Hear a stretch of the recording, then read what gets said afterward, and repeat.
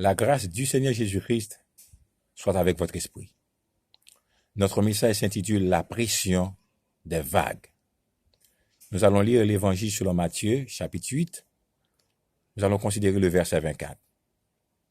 Et voici s'éleva sur la mer une si grande tempête, que la barque était couverte par les flots, et lui, il dormait. Parole du Seigneur. La Bible nous dit, Jésus monta dans la barque, et ses disciples le suivirent. Et voici s'éleva sur la mer une si grande tempête, que la barque était couverte par les flots, et lui, il dormait. Mes bien-aimés, j'aimerais que vous sachiez que le sommeil de Dieu n'est pas celui de l'homme. Dieu est merveilleux.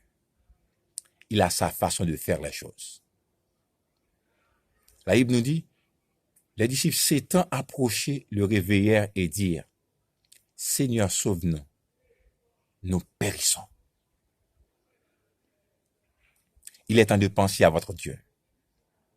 Il est temps de penser à votre Sauveur. Il est écrit, le conseil et le succès m'appartiennent. Je suis l'intelligence, la force est à moi.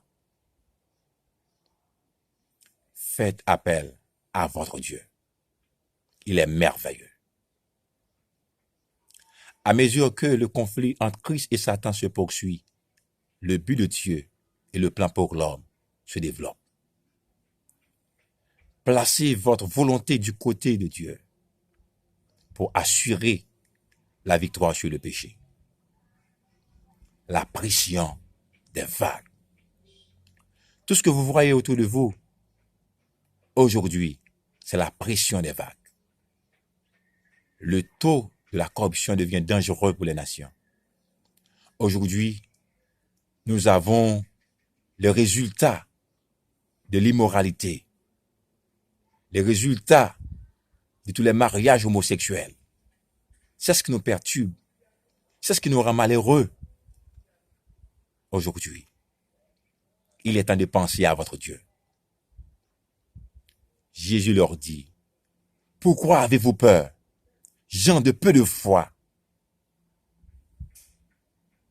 Il est écrit, voici, je vous donne le pouvoir de marcher sur les serpents et sur leurs scorpions, sur toute la puissance de l'ennemi, et rien ne pourra vous nuire. Pourquoi avez-vous peur?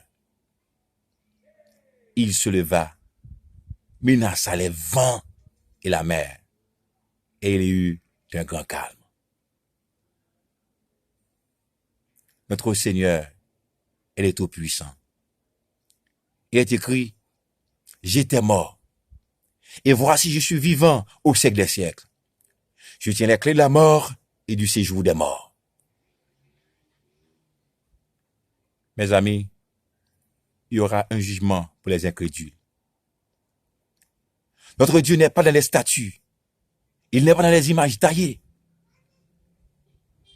Il est écrit, Dieu est esprit. Dieu est esprit. Il faut que ceux qui l'adorent en esprit et en vérité. Il y aura un jugement pour les incrédules. La Bible nous dit, dans Abdias, le verset 15, le jour de l'Éternel est proche pour toutes les nations. Il te sera fait comme tu as fait. Tes œuvres tomberont sur ta tête. Il est écrit, et comme il est réservé aux hommes de mourir une seule fois, après quoi vient le jugement. Dieu est prêt. Il est près de tous ceux qui l'invoquent. Tous ceux qui l'invoquent avec sincérité. Il est temps de penser à votre Dieu. On dit après la mort, c'est le néant. Mais la Bible nous dit, après la mort, c'est le jugement. Jésus veut vous aider. Il est écrit, venez à moi, vous tous qui êtes fatigués et chargés, je vous donnerai du repos. C'est vrai, chaque être créé fut doté du libre arbitre. Mais en dépit de tout, Dieu veut qu'on les sert parce qu'on a choisi de le faire et non parce qu'on y peut autrement. Dieu a un plan merveilleux pour votre vie. Venez à Jésus. Venez à Jésus. Tout ce que vous voyez aujourd'hui autour de vous, c'est la pression des vagues. Il est temps de penser à votre Dieu. Jésus dit que votre cœur ne se trouble point. Croyez en Dieu et croyez en moi. Que Dieu vous soit en aide. Amen.